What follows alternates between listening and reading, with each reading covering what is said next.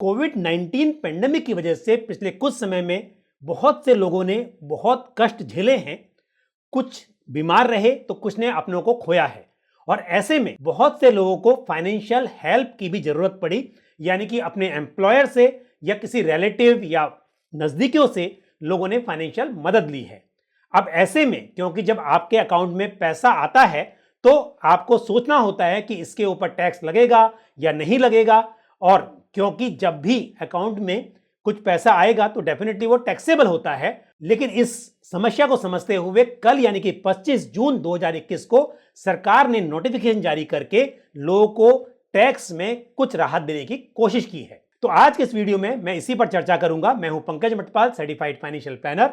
स्वागत है आपका मेरे यूट्यूब चैनल पर। यदि किसी व्यक्ति ने कोविड 19 के ट्रीटमेंट के लिए अपने एम्प्लॉयर से या फिर किसी और से, रिलेटिव्स या फ्रेंड्स, किसी से भी फाइनेंशियल हेल्प ली है फाइनेंशियल ईयर 2019-20 या फिर सब्सिक्वेंट फाइनेंशियल ईयर्स में, तो इस राशि पर कोई टैक्स नहीं चुकाना होगा।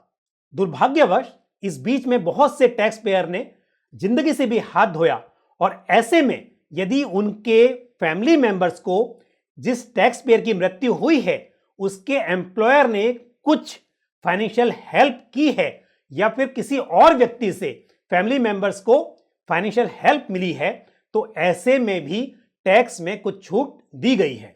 यदि ये फाइनेंशियल हेल्प टैक्स पेयर के एम्प्लॉयर से मिली है तो इस पर कोई लिमिट नहीं रखी गई है। जितनी भी मदद मिली हो उस पर कोई टैक्स नहीं लगेगा। लेकिन यदि ये फाइनेंशियल हेल्प टैक्स पेयर के एम्प्लॉयर को छोड़कर किसी और से मिली है तो ऐसे में ये लिमिट 10 लाख रखी गई है, यानी कि 10 लाख रुपए तक की फाइनेंशियल हेल्प ऐसे व्यक्ति के परिवार को जिसकी कोविड 19 की वजह से मृत्यु हो गई है, इस राशि पर कोई टैक्स नहीं चुकाना होगा।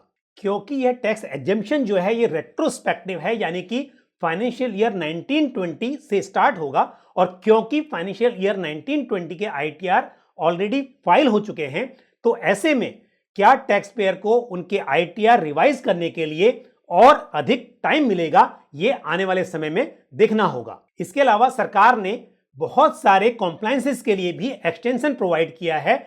ऐसे में चाहे वो आपके फॉर्म 16 को लेकर हो, TDS सर्टिफिकेट को लेकर हो, या ऐसे ही बहुत सारे जो भी टाइमलाइन है उनको एक्सटेंड कर दिया गया है।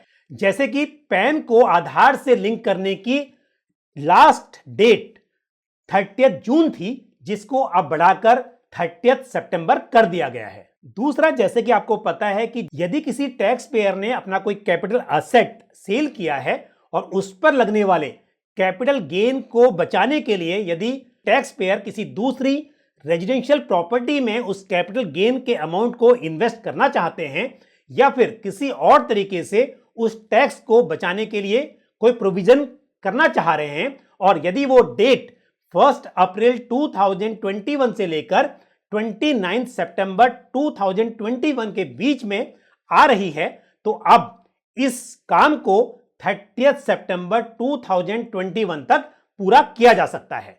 विवाद से विश्वास डिस्प्यूट रिजोल्यूशन स्कीम को बिना एडिशनल चार्ज के 31 अगस्त तक और एडिशनल चार्जेस के साथ 31 अक्टूबर तक के लिए एक्सटेंड कर दिया गया है। तो ये थी कुछ बातें जो आपके लिए बहुत महत्वपूर्ण हो सकती हैं। यदि आपको ये जानकारी पसंद आई है तो वीडियो को लाइक करना ना भूलें और साथ ही अधिक से अधिक इसको शेयर भी करें। साथ ही अपने सुझाव और सवाल आप कमेंट बॉक्स में पोस्ट कर सकते हैं, और यदि आपने हमारा YouTube चैनल अभी तक सब्सक्राइब नहीं किया है तो इसे जरूर सब्सक्राइब करें और साथ ही बेल आइकन को भी प्रेस करें। इसी तरह की महत्वपूर्ण जानकारी के साथ अगले वीडियो में आपसे फिर मुलाकात होगी। अपना ख्याल रखिए। Thank you. जय हिंद।